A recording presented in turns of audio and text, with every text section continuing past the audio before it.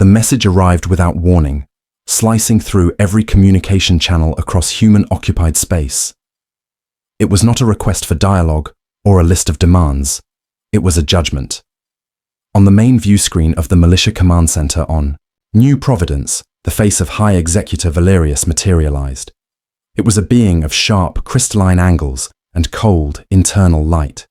Its voice was a cascade of perfectly synthesized, chilling tones. To the race designating itself humanity, Valerius began, its expressionless facade making the words infinitely more menacing. For millennia, the Cathar hegemony has maintained order. We have curated the evolution of this galactic arm, pruning the chaotic and nurturing the compliant. In your species, we have discovered a dormant contagion. A nervous energy filled the command center. Valerius continued. Our deep archive analysis of your history reveals not just a propensity for violence, but a terrifying affinity for adapting to it. You do not merely survive chaos. You thrive in it. You are a potential for cosmic disarray that cannot be allowed to mature. Therefore, the hegemony has decreed your cauterization. Your existence will be scoured from the galactic record. The PAM transmission ended. The silence that followed was heavier than any bombardment. Then, on the dusty frontier of New Providence, Commander Marcus Thorne, a man whose face was a roadmap of scars and hard-won smiles, leaned toward his own comms unit. He looked at the face of his lieutenant, whose expression was a mixture of terror and disbelief. Thorne offered a grim, toothy smile. He keyed the transmitter, sending a single, unsecured burst back toward the Cathar armada. "Congratulations," he said, his voice a low, steady growl. "You just declared war on the galaxy's most patient predators." The Cathar descent was a spectacle of terrible, geometric beauty. Their dropships, obsidian wedges that sliced through the atmosphere, landed in perfect, symmetrical formations across the crimson plains of New Providence. Crystalline warriors, their faceted bodies shimmering, disembarked in lockstep. They expected to pacify a disorganized rabble of organic primitives. They expected fear. They found something else entirely. Commander Thorne watched from a ridge overlooking the valley where the first wave had landed. "They're moving in standard suppression phalanxes," he noted into his comms, a hint of amusement in his voice. "Just like the simulations predicted. All right, folks, let's get messy." As the Cathar marched into the fields of crimson grass, the colonists enacted their desperate improvised symphony of chaos. The first signal was a flare, arcing high into the sky. It wasn't a weapon, but it ignited the vast shimmering clouds of pollen that hung in the air. The terraformed plant life of New Providence, rich in metallic compounds, produced a pollen that was explosively flammable. A chain reaction of roaring fire billowed across the valley floor, engulfing the lead Cathar phalanx in a vortex of red-gold flame. The crystalline warriors, their shields calibrated for energy weapons, not raging infernos, shattered from thermal shock. The survivors recoiled, their rigid formation breaking for the first time. They rerouted toward the canyons, seeking solid ground. That was Thorne's next trap. From the canyon rims, colonists used repurposed mining charges, the kind used for blasting rock to trigger controlled rock slides. Tons of earth and stone rained down, burying Cathar war walkers under an avalanche of their own making. The aliens' methodical advance slowed to a confused crawl. Still, they were a legion. They adapted, sending out smaller, more agile hunter-killer units. These were met by farmers in armored agricultural combines, their massive rotary tillers repurposed to chew through crystalline bodies as easily as they churned soil. Every colonist with a rifle fired from a new position every time, creating the illusion of a much larger force. The Cathar, accustomed to decisive, orderly battles against inferior foes, were baffled by the sheer unpredictability of it all. They were fighting ghosts who used the planet itself as a weapon. But it couldn't last. Sheer numbers and superior firepower began to tell. The firestorms died down.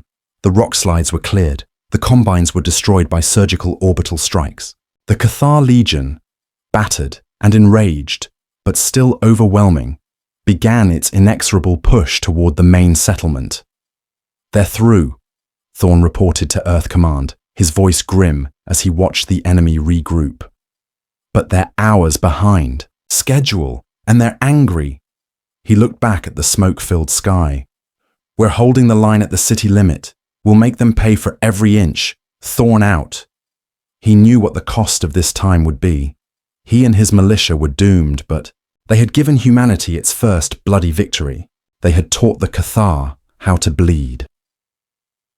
While New Providence bled, a ghost drifted in the void between systems.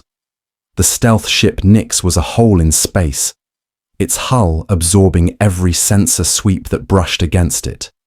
Inside its sterile briefing room, Captain Eva Rostova stood before a single holographic figure, Fleet Admiral Jericho Vance. Vance's face was aged, lined with the quiet patience of a man who played chess with star systems, but his eyes were sharp, missing nothing. "The militia on New Providence has bought us time, Captain," Vance stated, his voice calm, betraying no hint of the crisis at hand. "They have demonstrated that the Cathar are not invincible, but they are still overwhelmingly powerful.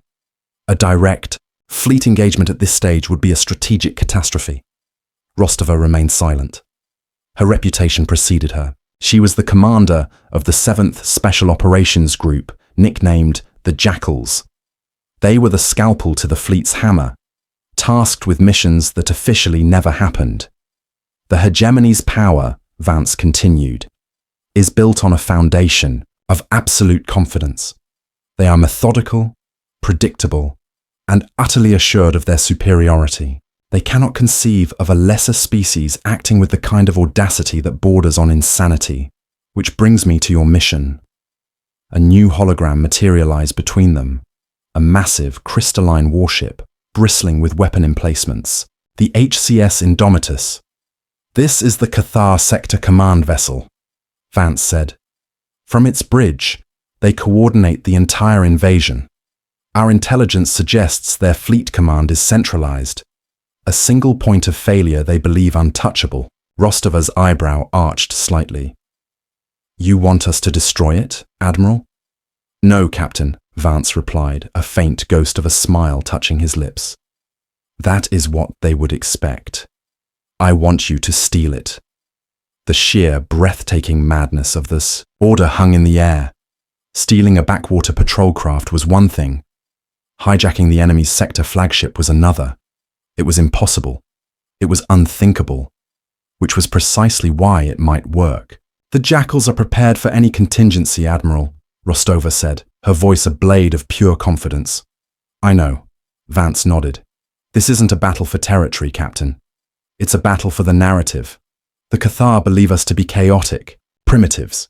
We must prove them right, in the most devastating way imaginable." He looked her in the eye.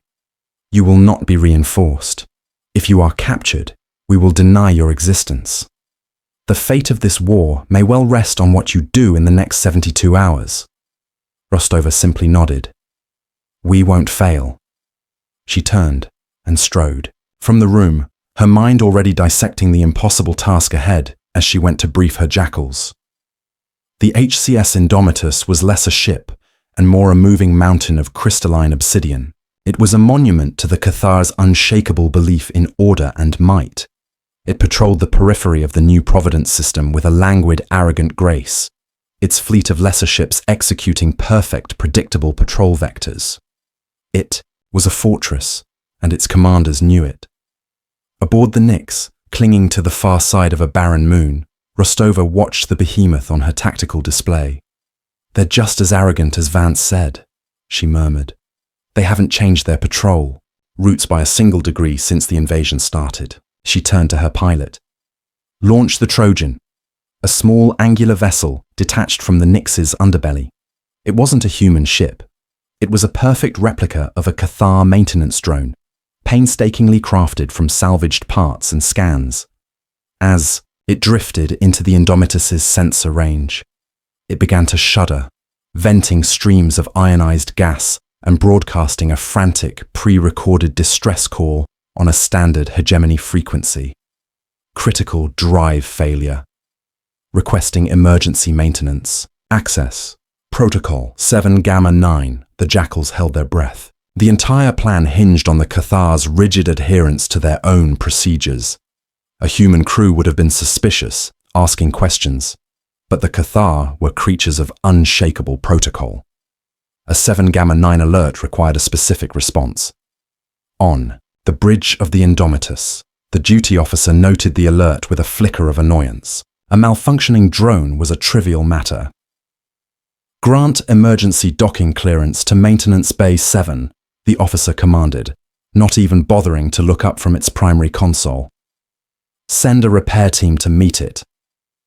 A tractor beam locked onto the sputtering drone, gently pulling it towards the colossal warship. As it neared the hangar doors, the Nyx emerged from the moon's shadow, its engines cold, and expertly clamped itself to the drone's shielded upper hull, invisible to the Indomitus's passive sensors. Inside the troop bay of the Nyx, Rostova and her 11 Jackals stood clad in matte black combat armor, their faces hidden by polarized visors. Docking sequence initiated, her comms officer whispered. Hangar doors opening. Atmosphere is a match. Rostova checked the charge on her pulse rifle. Her team was a collection of ghosts, hiding inside a lie, being willingly pulled into the heart of the enemy's most powerful war machine. The Cathar saw a malfunctioning piece of machinery needing repair. They had no context for an enemy that would use their own rigid logic as a weapon. They were about to learn. Helmets on, Rostova commanded, her voice deathly quiet. Check your seals. We're going live in 30 seconds. Remember the plan. Silent, swift, and absolute. No alarms. The maintenance bay was cavernous and silent, save for the hum of automated repair systems. The Jackals disembarked from the Nyx like shadows detaching from the dark, their mag boots making no sound on the metallic deck.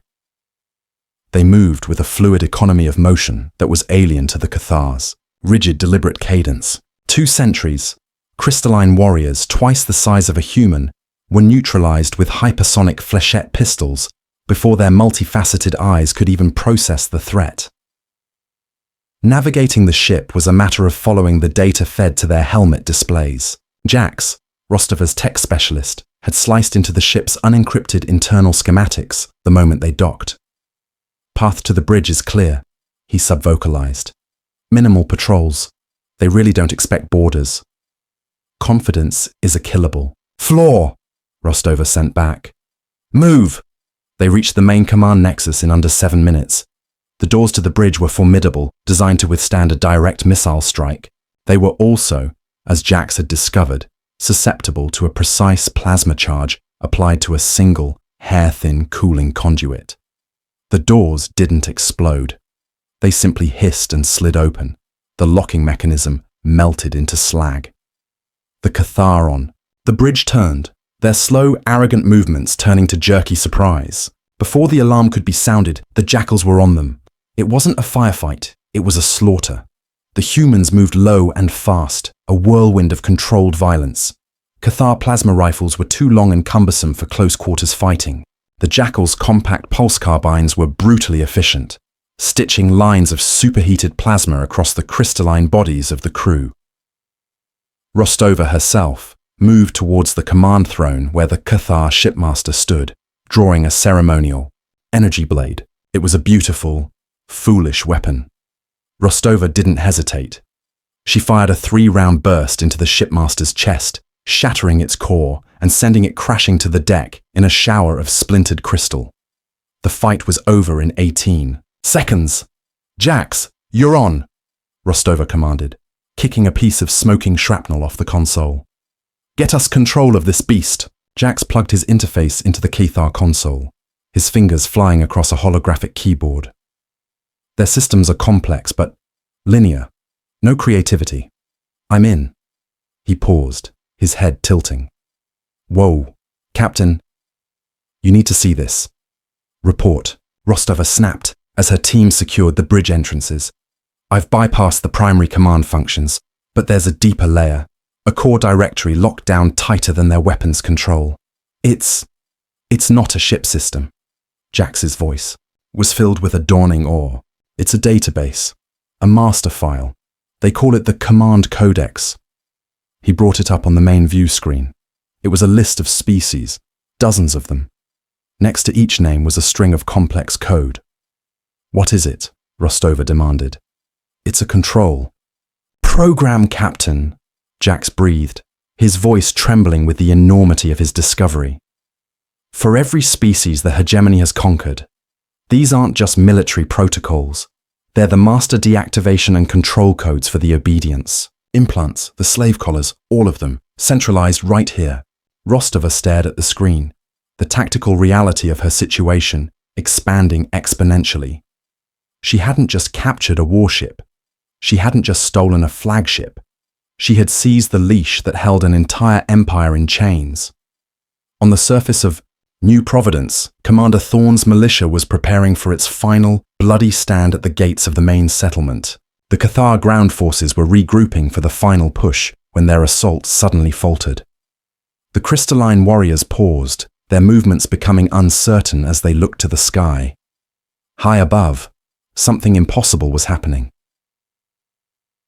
Captain Rostova, now in command of the HCS Indomitus, had turned the colossal warship back toward the planet.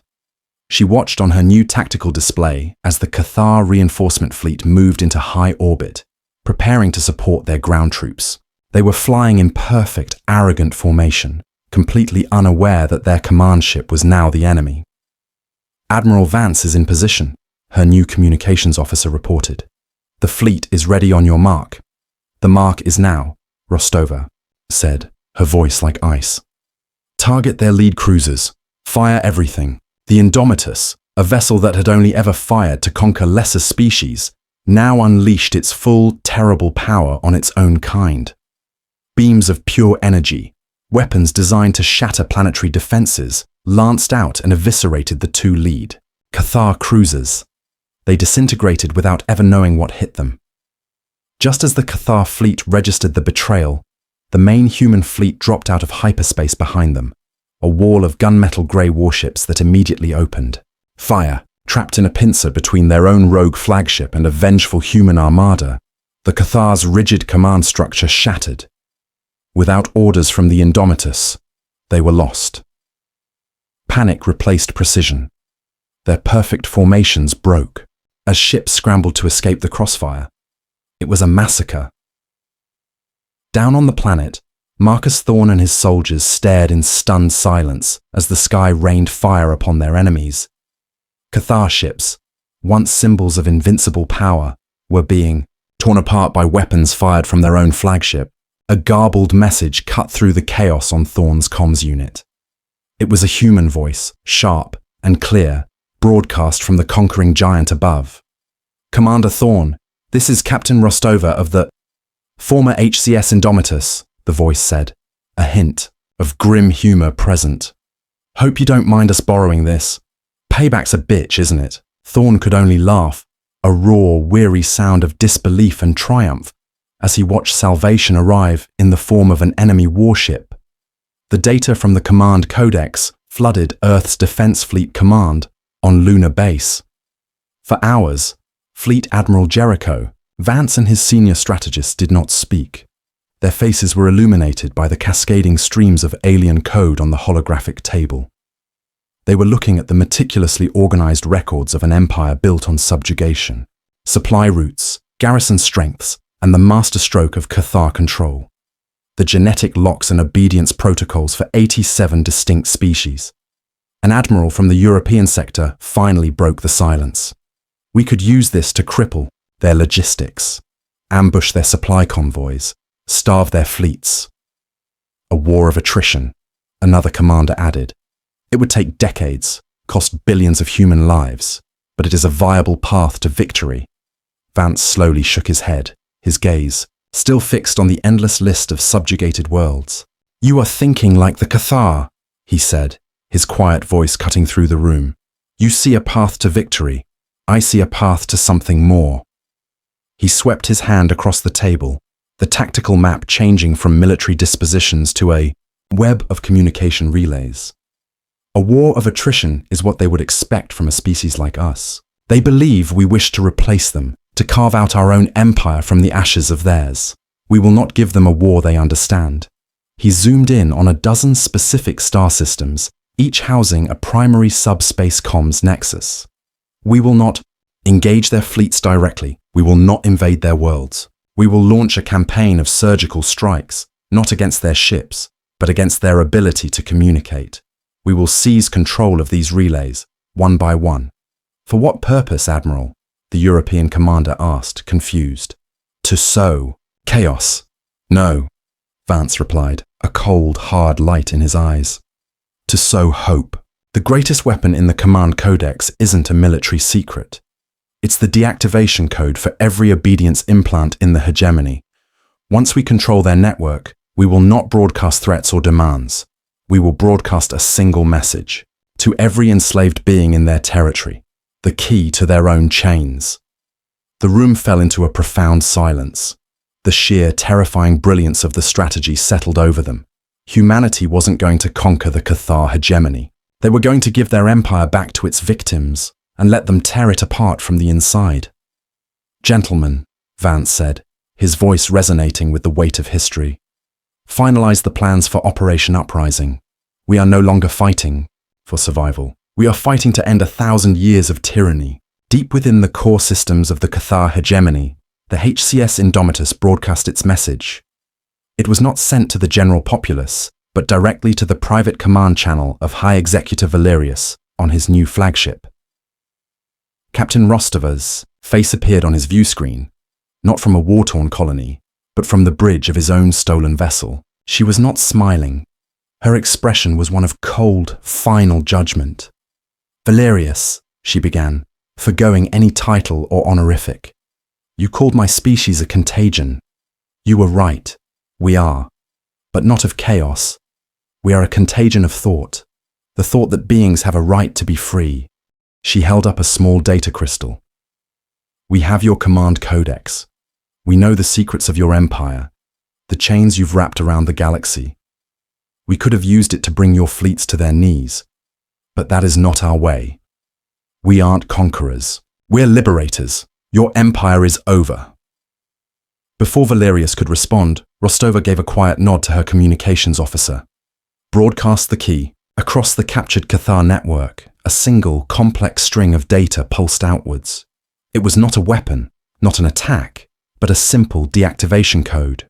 On thousands of worlds, on billions of beings, the obedience implants that had ensured Cathar dominance for centuries went dark. A moment of stunned silence, then a roar of fury and defiance that had been suppressed for generations erupted across the hegemony. On Valerius's bridge, the orderly displays of his empire dissolved into a sea of red alerts. An officer cried out, "Uprising on Xylos! Garrisons overwhelmed!" Another alert flashed. "Mutiny aboard the 7th Fleet! Vexian slave soldiers have seized control." Then another. "Complete loss of contact with the mining worlds of the Cygnus Arm." And another. "The Forgen have breached the armories. They are using our own weapons against us." The High Executor stood motionless, a statue of crystalline disbelief. His empire was not being defeated by a superior foe. It was being unwritten. It was evaporating from within. The chains he thought were absolute, shattered at the touch of a single, defiant idea. Humanity hadn't destroyed his empire with bombs or fleets. They had killed it with a whisper of hope, broadcast on the enemy's own network.